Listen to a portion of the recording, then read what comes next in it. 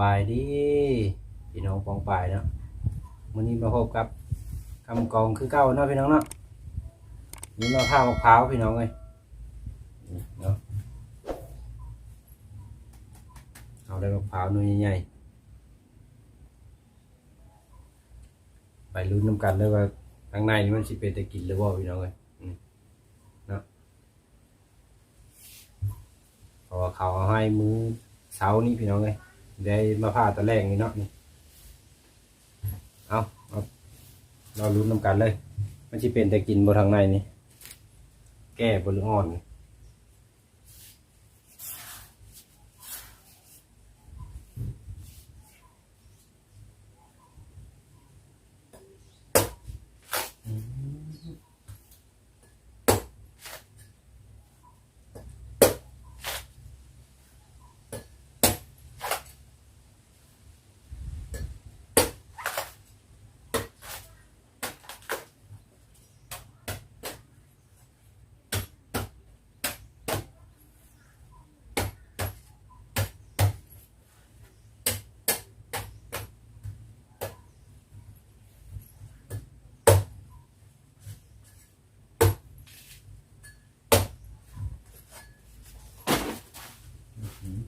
ลมแห้งอยู่นะ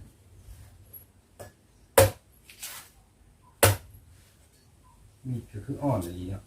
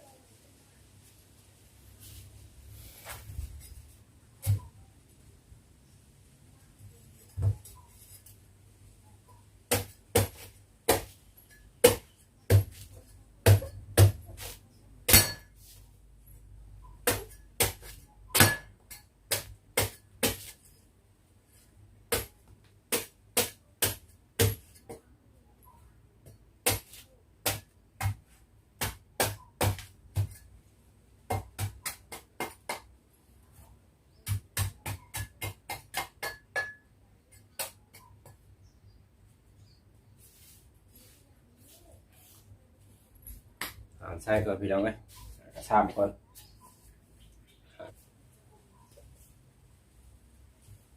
ผมมีกระชามใช่นี่เหรอเป็นมาสุกี้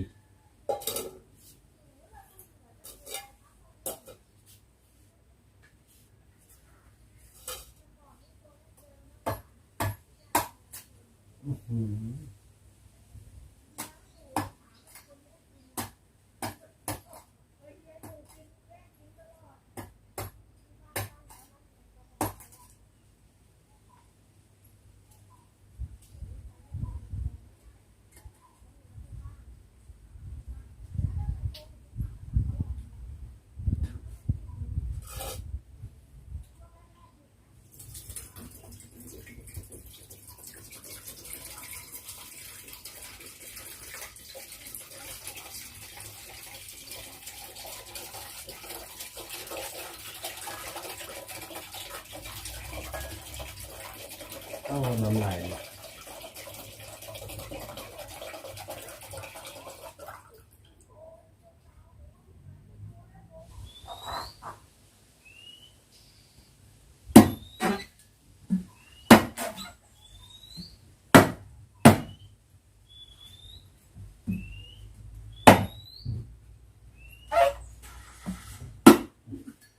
น่าจะพอดีชาร์ปเนาะ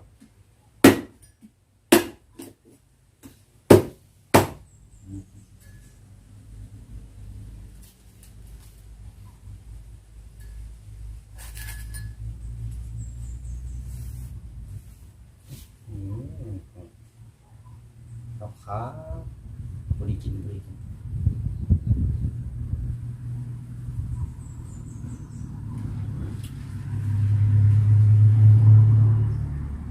พอดีกินเลยขูดไปโบ่งก่อนเครื่องขูดมาแล้วโบ่งครับ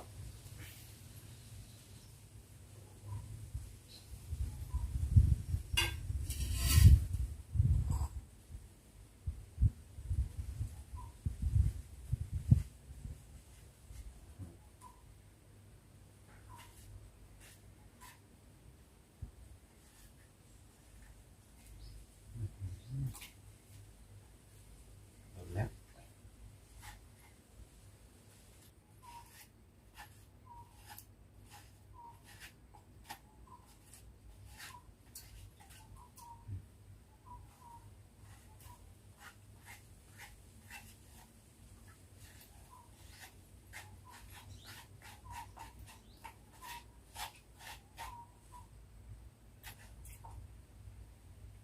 เปิดไป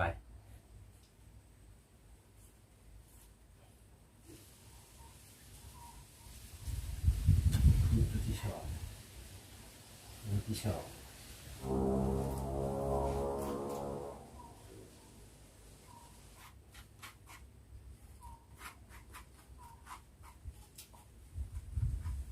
เรียบร้อย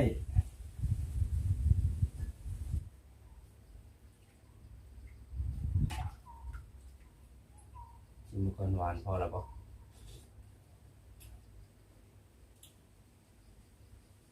จางๆเอาน้ำตาลใช่ครับพี่น้องเลยน้ำตาล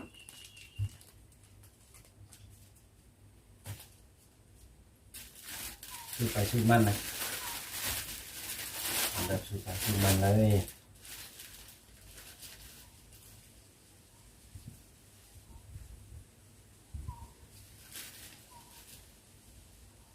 ใช้ละลายแล้วยังหวาน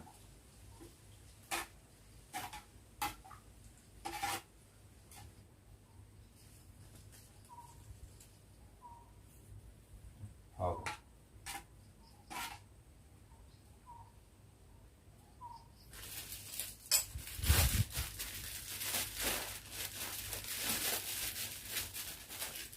ไว้ก่อน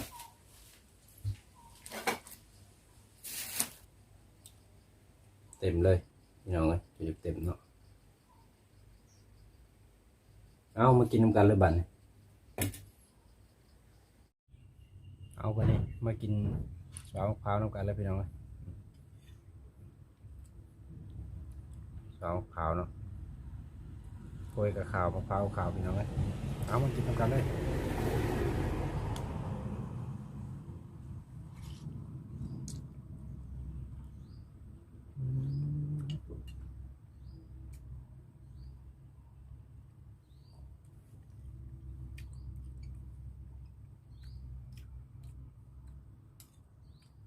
หวานหอม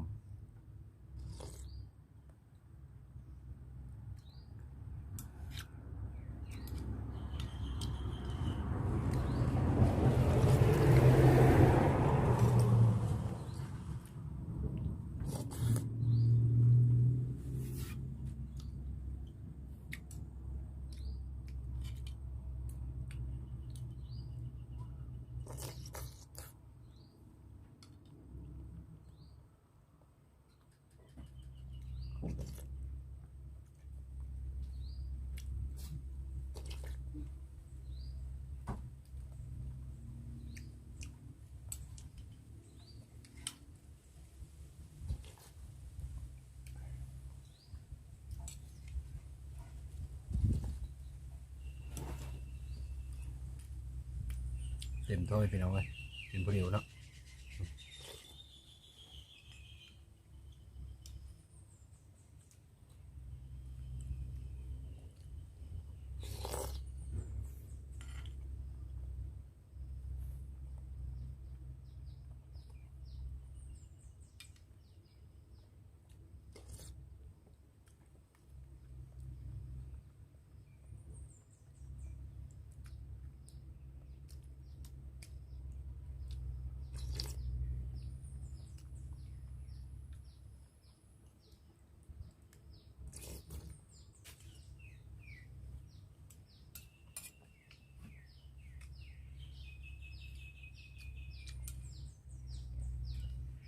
มีแต่เชียงนกเชียงกาพี่น้องเลย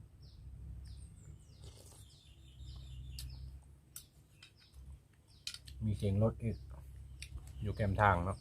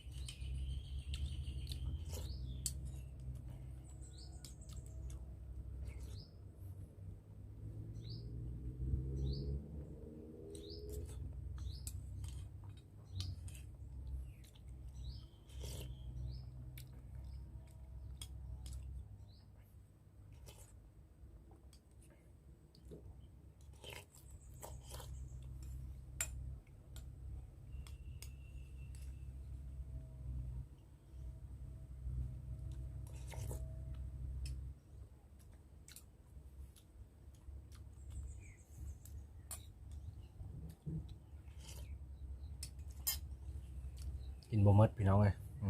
ยังอยู่เนาะไว้กินทีหลังเอามาพบกันในคลิปหน้าเด้อพี่น้องเด้อฝากกดติดตามกดไลค์กดแชร์ช่องน้อยๆช่องคำกล่องนี้เด้อพี่น้องเด้อเอาบายบายเจอกันในคลิปหน้า